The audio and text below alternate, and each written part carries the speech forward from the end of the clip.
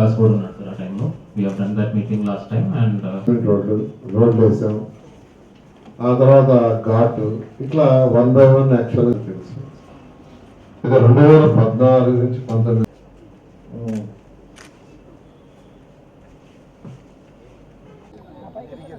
అందరికీ తెలుసు, నెల్లూరులో బారా షాహిద్ దర్గా రొట్టెల పండుగ గురించి ఈ రాష్ట్రంలో పక్క రాష్ట్రాల్లో తెలియని వాళ్ళు ఎవరు లేరు.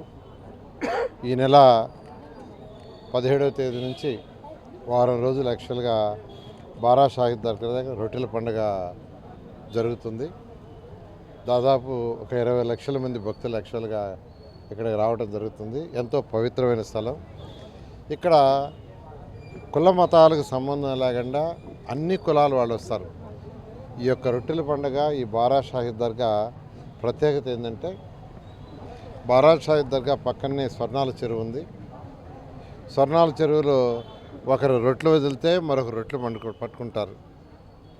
ఆ రొట్టెలు పట్టుకునేటప్పుడు ఏదో కోరిక, అంటే చదువు విషయం, పెళ్లి విషయం, లేకంటే ఫ్యామిలీ విషయం, ఏదో కోరుకుని యాక్చువల్గా రొట్టెలు పట్టుకోవటం. ఆ పట్టుకున్న వాళ్ళ కోరిక తీరితే మళ్ళీ నెక్స్ట్ ఇయర్ వచ్చి మళ్ళీ వాళ్ళు రొట్టె వదులుతారు, దాన్ని కోరి పట్టుకుంటారు. అలాంటి ఆనవాయితీ, అటువంటి నమ్మకం. ఇది సంవత్సరానికి భక్తుల సంఖ్య పెరుగుతుందంటే వాళ్ళు ఏదైతే అనుకున్నారో అవి అయినాయని అనే నమ్మకంతో ఈరోజు ఈ బారా షాహిద్ దర్గా దగ్గర ఈ రొట్టెల పండుగ జరుగుతుంది. ఇది 414 సంవత్సరాలకు పైగా చరిత్ర కలిగిన ఈ దర్గా. దీనికి 2014 నుంచి 19 దాకా నేను మినిస్టర్గా ఉన్నప్పుడు ఎంతో డెవలప్ చేశాం. ఎందుకంటే 2014 ముందు ఆ బారా షాహిద్ దర్గా దగ్గరికి అసలు రొట్టెల పండుగ రావాలంటే భయపడేవాళ్ళు. ఎందుకంటే ఆ నీళ్ళలో పురుగులు, అక్కడే లారీలు కడిగేవాళ్ళు, కార్లు కడిగేవాళ్ళు, అక్కడే టాయిలెట్స్, అక్కడే యూరిన్. అలాంటిది ఆ రోజు మేయర్గా ఉన్న అజీజ్ గారు ఉండేవారు. వారి యొక్క దీంతో ఆ ఏరియా మొత్తాన్ని చక్కగా ఆడ ఘాటు కట్టాము. ఆ తర్వాత వచ్చి రోడ్లు వేసాము, సిమెంట్ రోడ్లు, ఒక హాల్ కట్టాము. అదేవిధంగా అనేక ఫెసిలిటీస్ చేసాం. అన్నిటికంటే ఎక్కువగా టాయిలెట్స్, పర్మనెంట్ టాయిలెట్స్ కట్టాము. ఇవన్నీ చేస్తే భక్తులు 2014లో 4 లక్షలు వచ్చింది.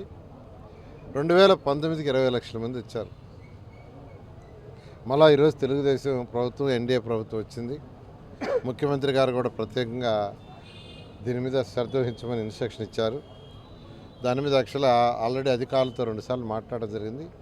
ఇవాళ మళ్ళీ కలెక్టర్ గారి యొక్క ఆధ్వర్యంలో ఈరోజు దాని మీద డీటెయిల్గా డిస్కస్ చేసి వచ్చిన ఎవరికి కూడా డ్రింకింగ్ వాటర్ ఇబ్బంది లేకుండా, తర్వాత టాయిలెట్స్ సంబంధించి, ఎందుకంటే ఇంతమంది వచ్చేటప్పుడు ఎక్కువగా ఇబ్బంది పడేది టాయిలెట్స్, పరిసర ప్రాంతాలు హైజీనిక్ ఉండేటట్టుగా, అదేవిధంగా హెల్త్కి సంబంధించి కూడా అటు గవర్నమెంటు, తర్వాత ప్రైవేట్ అంబులెన్స్లు అవన్నీ ఉండేటట్టుగా, fire department, electricity department, disable వాళ్ళు ఎవరైనా ఉంటే వాళ్ళకు కూడా ఇబ్బంది లేకుండా చేసేటట్టుగా, ఎవరైనా స్వచ్ఛంద సంస్థలు వచ్చి ఫుడ్ పెట్టేటట్టుకైతే దాన్ని కూడా యాక్చువల్గా ఇన్వైట్ చేసి ఆ క్వాలిటీ ఉండే ఫెసిలిటీ ఏర్పాటు చేయటం, ఇవన్నీ యాక్చువల్గా ఈరోజు కలెక్టర్ గారి ఆధ్వర్యంలో అన్ని డిపార్ట్మెంట్తో డిస్కస్ చేయడం జరిగింది.